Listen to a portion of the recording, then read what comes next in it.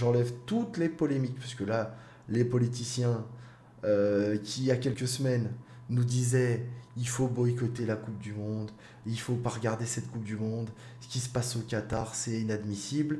Bizarrement, bizarrement, là aujourd'hui, ils ont tous retrouvé. Ils ont tous décidé de plus boycotter cette Coupe du Monde. Visiblement, ils la regardent, puisque là, ils sont tous en train de nous dire ah, vous avez vu ces supporters marocains qui soutiennent le Maroc alors qu'ils sont français. Voilà, venir cracher leurs idées nauséabondes sur la binationalité. Alors, en plus, c'est pas pour le coup, c'est pas que l'extrême droite, hein. On entend aussi côté extrême gauche. Enfin voilà, là, on voit toute l'hypocrisie de ces politiciens. Boycotter la Coupe du Monde au Qatar, mais par contre, quand il y a un sujet de société qui peut plaire à leur électorat, ah bah là, bizarrement, ils boycottent plus rien. Donc l'écologie et les travailleurs et tout ça, on voit bien que c'était de la poudre aux yeux. Juste pour flatter un petit peu leur électorat. Et puis, bah, comme il faut le flatter dans l'autre sens, il n'y a pas de souci. Donc ça, bon, j'enlève cette polémique, même si comme ça, mon message est passé. Je trouve ça bien dégueulasse. Euh, Ensuite, sur les débordements, ça bien sûr que je condamne les débordements qu'on retrouve qu'on a retrouvé en Belgique, qu'on a retrouvé aux Pays-Bas, qu'on a retrouvé en France. Alors, encore une fois, c'est une minorité qui fout le bordel.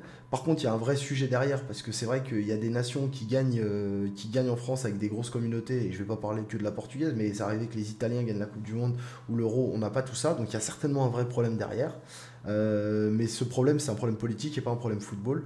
Et il y a quand même une grande majorité de Marocains qui font la fête tout à fait normalement et avec qui ça se passe très bien.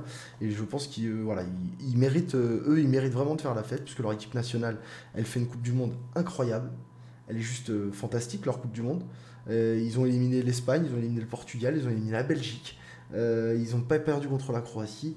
Enfin, voilà, il faut juste leur reconnaître que leur Coupe du Monde est folle. Et les supporters marocains, bah, c'est très bien qu'ils fassent la fête. J'espère juste que demain, ils la feront de façon encore plus paisible qu'ils gagnent ou qu'ils perdent. J'espère que les images enfin, que les gros titres euh, de cet après-match ne seront pas sur les dégradations à Paris ou ailleurs. Voilà. Votre équipe nationale et ce qu'elle est en train de réaliser mérite que vous vous comportiez de façon exemplaire. Et bien sûr, encore une fois, je parle d'une toute petite minorité d'idiots qui vont là pour casser et qui sont des fois même pas supporters de football. Bref. Donc voilà, tout ça c'est éliminé. Mais bon, comme on en parle dans l'actualité, je vous ai donné